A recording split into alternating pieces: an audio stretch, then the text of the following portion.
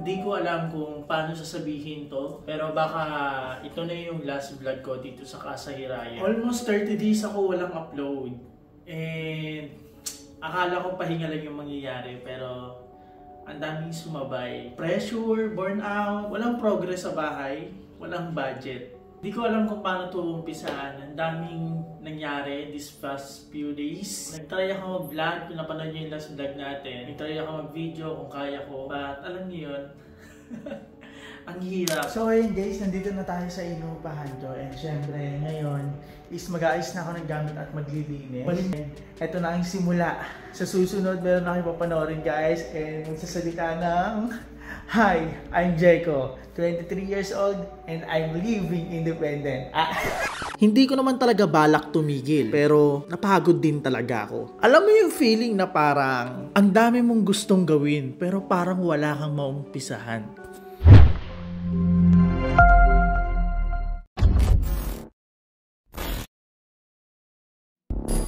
Kasi sa totoo lang, ang daming umaasa na bagong update dito sa Casa Hiraya. Pero ang hirap magkwento kung wala namang bago. Kahit general cleaning, paulit-ulit na lang. Nakailang ayos na rin ako dito sa loob ng Casa Hiraya. And ang gulo pa rin. Ilang months na ako dito. And still, hindi pa rin siya maayos. Kung makikita nyo, magulo pa rin yung paligid ko. Tapos habang nagpo-focus ako dito sa Casa Hiraya, marami rin akong gustong subukan dito sa labas. Kaso nga lang, wala tayong budget. Gusto ko naman mag-vlog sa labas, hindi puro Casa Hiraya. Kasi alam ko naman nakakaumay. And isa pa, kaya ako nag-focus dito sa Casa Hiraya. And gusto ko kasi maging maganda yung editing ko. But sad to say, hindi naging maganda yung editing natin, hindi natin na-achieve. And ako naman, sobrang perfectionist ko. And ayun, gusto ko lang lumabas yung talento ko dito sa Casa Hiraya kung paano ako mapapaganda tong video na to. And ayun, saka gusto ko makapag-upload agad. Pinamamadali ko ang lahat kahit di ako satisfied. Akala ko talaga, pahinga lang. Nung una, sinabi ko na okay lang yan, isang araw lang naman walang upload. And then sabi ko, recharge lang. Isang araw, naging dalawa, naging tatlo, at umabot ng 20 days. At sa loob ng 20 days na yon, hindi lang katawang pagod yung nararamdaman ko. Nakaramdam ako ng tamad na hindi ko may paliwanag. Hindi tamad na walang gustong gawin ha, pero tamad na parang kahit na gustuhin ko mag-edit, mag-vlog, mag-isip ng content, wala akong makuha sa utak ko. Tapos dumating pa yung mga tahimik na araw dito sa Casa Hiraya. Wala akong kausap, wala akong kasama. Puro scroll, higa, isip, at pressure lang yung naramdaman ko that time. Kaya isang araw, tinawagan ko na lang yung pamilya ko. Pinapunta ko sila dito sa Casa Hiraya, buong pamilya ko, buong pamangkin ko, buong kapatid ko. So, pinapunta ko sila dito para makarinig lang ako ng ingay. Gutom na kami. Ito ang sikreto para maging maluto. Oh, sabi niyo, Tito Jen, gutom na kami.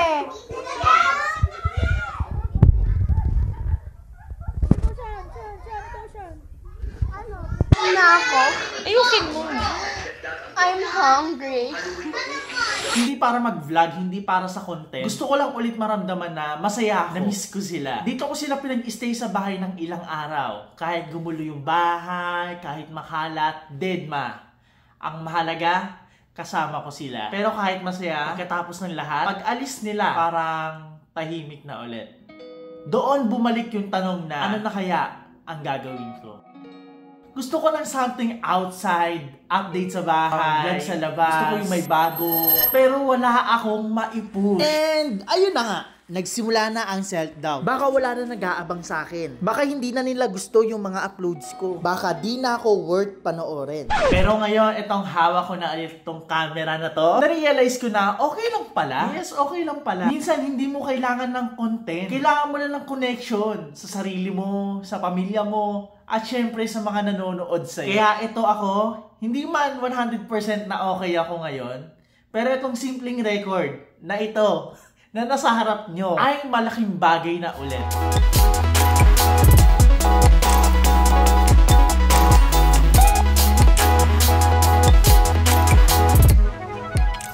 So ayun guys, kakatapos ko na magluto. And ayan, galing akong labas after ko maglinis ng kama ko. Pawis ako, lapot na lapot. Hindi ko kasi binuksan yung AC. Dahil pagkatapos ko maglinis ng aking higaan is nilalakad ko yung aso ko. So, andito si Briska. Come, dito. Come ka sa kam. Papawisan ako. Este. Agad, oh. So, ito yung mga nakahatag dito sa aking table. Meron tayo dito yung tuyo. Ayan, bumili lang ako sa baba. And syempre, sinangad ko yung kanin kagabi. Ginawa ko siyang chow fan, pero wala tayong karne. And ayun, sabi ko nga sa inyo, winok ko si Briska. So, bumili na rin ako ng toge. So, may nabili akong toge sa labas. At bibili na rin ako ulam. Kaso, kagabi ko pa pinag-crave yung tuyo. So, ayan, this is it, pansit. Binuksan ko naman yung electric pan eh. Sorry guys kung pawis na pawis ako. And ang pangit tignan.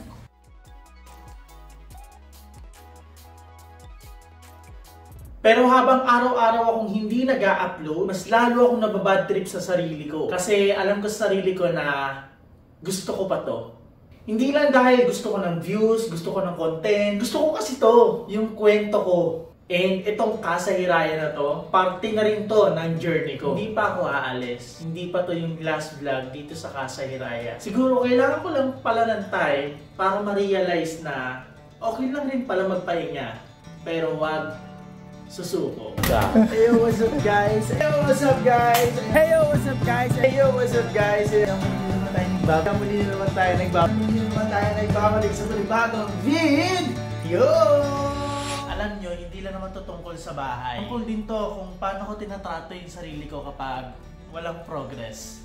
Para sa social media kasi, dapat laging may bago, laging productive. Pero paano kung wala? Worth it pa rin ba i-share? Ngayon, pipilitin ko nang hindi pilitin ang sarili ko. Magbablog ba ako ulit? Kahit hindi perfect. Kasi gusto ko pa rin magkwento. Gusto ko pa rin makasama kayo. Hey, what's up guys? Ayan, muli tayo nagbabalik. And ayan guys, nakita niyo naman at napanood nyo yung kwento ko. And alam ko some of you guys is wala namang pake. Ayun, gusto ko na naman i-share yung naging buhay ko lately dahil etong ang vlog na to is diary ko to. So, ginagawa ko siyang diary, etong pagbablog ko. So, kinikwento ko kung anong buhay ako meron. But, yung mga private hindi ko na ilalabas. So, hey guys, gusto ko lang isingit kasi nga, syempre, ang tagal nating nawala. And sa loob ng 1 month, titignan natin kung may pagbabago ba dito sa loob ng Kasahiraya. Kung meron bang naalis na mga gamit sa mga nag-aabag dyan. And syempre, naging okay na ba yung mga tulo dito kahit nasa 2nd floor na ako. So, malalaman niyo yan guys. Ngayon, itur ko muna kayo. So yun guys, sa pagpasok mo ng bahay, makikita mo, yun pa rin yung arrangement ng ating bahay dito. So nandito yung rep, yung lutuan, and syempre yung mga platuhan and mga condiments sa taas, at yung mga gamit na nandyan pa. So wala pa siyang budget para mapunta to sa Cavite. So itong gamit na to, diretso na talaga to sa Cavite. And kung makikita nyo, ito talaga yung parang hindi parang hindi nakakaganda ng place natin dito. So sure na to guys, kukunin na talaga to. And ayan, andito pa rin yung mga ibang gamit. And dito naman sa side na to guys, is nilipat ko yung salamin. And may balak ako dito sa salamin na to. Ayan yung salamin natin, tinatakpan ko kasi nga bawal yung yung nakabalandra yung salamin sa may pinto. But ayan yung ginagawa ko, tinatakpan ko siya ng tuwalya. But anyway, may gagawin ako dito guys. So gagawin kong aesthetic to pag nagkaroon ako ng budget is ipapakat ko na yan. Kasi nga, tignan mo naman yung look niya, box na box. And dito naman, wala lang, lang dyan. Kasi wala pa akong mapapaglagyan. And lang to, kukunin na rin tong table na to. Kasi di naman to nagagamit guys. Umuuga-uga, parang siya, sobrang lambot niya rin, ganun. So ito lang yung guys, ito lang yung update dito sa may kusina and syempre sa living room. So ito siya, magulo pa rin. And dito naman guys, ito mapapansin nyo, dito na higaan ko instead na dito. Kasi dati dito higaan ko sa baba ng aircon. And ngayon nilipat ko na siya sa harap. Kasi yung ibang mga nagsasuggest, kasi nag-open nga ako na suggestion sa FB and IG ko kung ano ba yung magandang pwesto, ganyan-ganto. So napagtanto ko na para mas lumuwag siya nung dito ko pinesto yung kama kaysa dito sa may harap sa baba ng aircon. So dito nakapwesto na yung kama and Eto guys, yung nasira nating cabinet, ginawan ko ng paraan and tinamtax ko. Ano ba yun? And ayan, ginawa natin ng paraan. So, ayan yung mga damit ko na sa loob para magamit pa rin natin siya. And siya ang nagsilbing divider dito para sa pinto. Para pag binuksan yung pinto, may privacy pa rin ako na hindi nakikita kaagad yung pagtulog ko. So, naisipan ko siya talaga ng paraan kasi wala pa naman akong budget para makabili ng cabinet. So, ayun na muna yung ginawa kong cabinet. And soon, kapag nakabili ako ng cabinet, gagawin ko na rin siyang divider. So, ang mangyayari sa kanya is parang pahaba na siya dahil nga magkakaroon ako dito ng kortina, but soon sana matuloy na talaga tayo dahil puro tayo soon. So lalagyan natin ng kortina dyan, tapos nandyan yung isang cabinet, tapos ito yung kama natin. And dito yung mga gamit na to guys, isaalisin na rin to dahil kay mama to. And guys, dyan naman ipapwesto ko anong pwedeng ipwesto natin dyan. So ayun na naman yung kaunting update dito sa Casa Hiraya. And kahit pa paano may nabago onte kasi sobrang stress niya ako lately and hindi ako makakilos. And alam nyo naman, kapag sobrang stress is tamad kang kumilos, napapabayaan mo yung sarili mo, napapabayaan mo yung bahay. So, ayun, wala akong ginawa kundi humiga lang, mag-cellphone, matulog, kumain. Ganun na yung ginagawa ko. And kung may ganap man ako sa labas, lalabas ako and then uwi ka agad. And alam nila yon na mga nakasama ko sa labas dahil hindi talaga ako okay kapag lumalabas. Parang gusto kong magkulong sa bahay. And ayun, it's not healthy naman dahil masama rin talaga yung ganong gawain. Kaya pinilit ko i-motivate yung sarili ko dahil wala namang gagawa yun para sa akin. So, ayan, kung nakikita nyo ako nasa tapat ng camera and ako to. Ino-onte na kayanin ulit ang pag-vlog.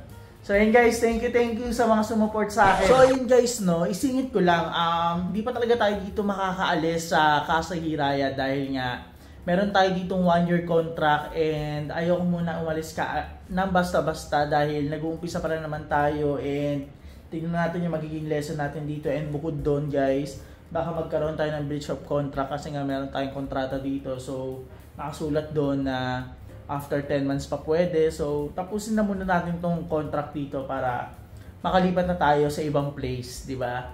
And ngayon, ina-enjoy ko pa lang naman siya. Kung ano pa yung mga sira dito. Hindi, dito guys, naayos naman na yung tulo natin dyan sa Gedli. And yung sa may CR, nawala yung ano doon, yung tinanggal, ay yung nilagay na ano na bakod. But ipapakabit natin siya ulit. So, ngayon, wala naman na tulo dito. And ayun na lang yung problema ko.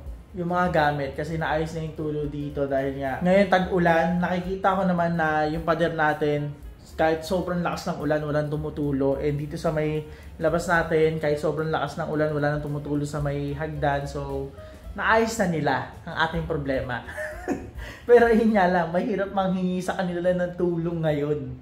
Dahil alam niyo yun, may mga bagay dito na pwedeng ayusin pero hindi kagad basta-basta maayos dahil nga meron mga inaayos na unit. And bukod pa doon, yung kuryente natin ang taas. So abangan nyo yan sa mga susunod na vlog natin. So ayun, siningit ko lang guys. And ayun lang. I-comment mo nga hashtag Casa Hiraya pa rin kung gusto mo pa rin akong samahan sa journey na to. And by the way guys, hindi na ako mag-vlog ng todo dito sa Casa Hiraya. And tatry rin natin talaga mag-vlog sa labas kahit yung budget friendly lang. At sana makasama ko pa rin kayo sa susunod na vlog natin. And guys, sa mga nakatapos ng video na to, thank you so much talaga.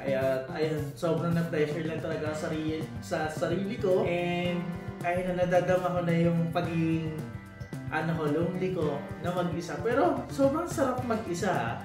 Sobrang sarap. So yun guys, dito ko na yan itong video na to. Kaya please subscribe to my YouTube channel and please like and share and mag-comment na rin kayo kung natapos na itong video na to na Casa Hiraya pa rin. So ayun guys, thank you so much sa pag-update sa akin dahil ang dami pa rin talaga nag-chat sa akin kung kailan ako mag-upload. Kaya thank you so much sa mga nakabang sa content natin. Thank you.